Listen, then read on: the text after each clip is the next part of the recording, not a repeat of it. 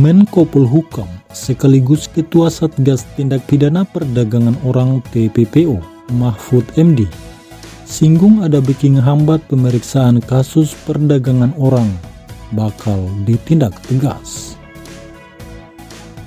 Sebelum kita bahas lebih lanjut, silakan subscribe channel ini dan jangan lupa aktifkan lonceng notifikasinya agar tidak ketinggalan berita menarik lainnya di channel kami.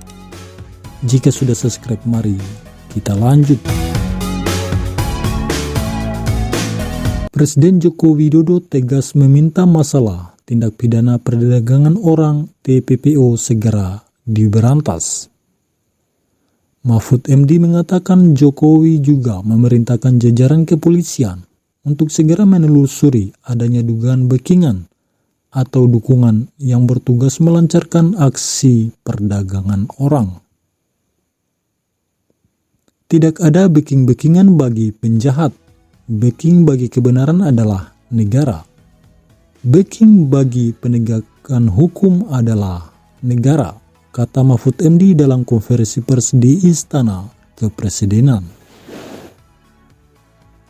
Untuk itu, pemerintah membuat satuan tugas tim TPPO yang bertugas menangani permasalahan ini.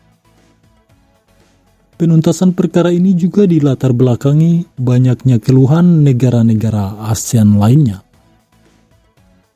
Saya kemarin memimpin sidang KTT ASEAN, Pilar Polhukam.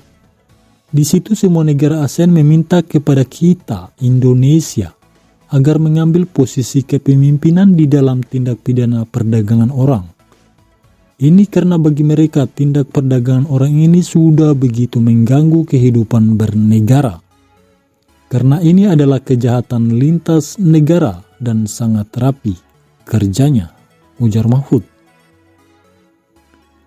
Sebelumnya terdapat kasus perdagangan orang yang mencuat ke publik karena unggahan pengakuan para korban yang terjebak di wilayah konflik di perbatasan Myanmar, Thailand.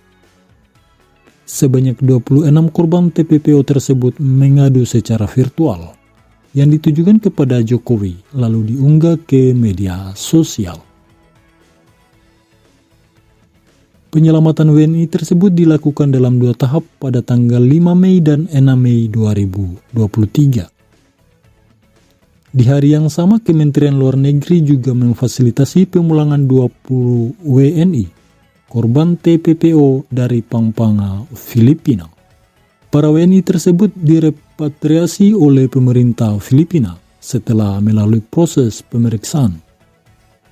Dan kasus terbaru, polisi telah menggagalkan tindak pidana perdagangan orang yang akan dikirim ke Arab Saudi dan Timur Tengah. Sebanyak 6 orang yang akan diberangkatkan melalui agen di Jakarta berhasil diselamatkan dari sindikat ini. Kapolres Serang AKBP Yuda Satria mengatakan para korban mengaku telah tertipu karena diiming-imingi gaji yang besar. Salah satu orang yang bertugas merekrut korban, wanita berinisial RU, mengaku baru sekali ini menjalankan tugasnya. Tersangka mengaku baru kali ini melakukan tindakan pidana ini. Para korban belum sempat terkirim untuk dipekerjakan ke luar negeri, negara tujuan ke Arab Saudi dan Timur Tengah.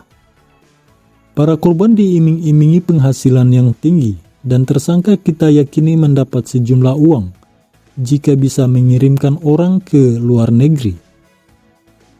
Tersangka bekerja sama dengan agensi yang ada di Jakarta. Identitasnya sudah ada. Mudah-mudahan segera kita tangkap, ujar Yuda. Jadi bagaimana menurut kalian?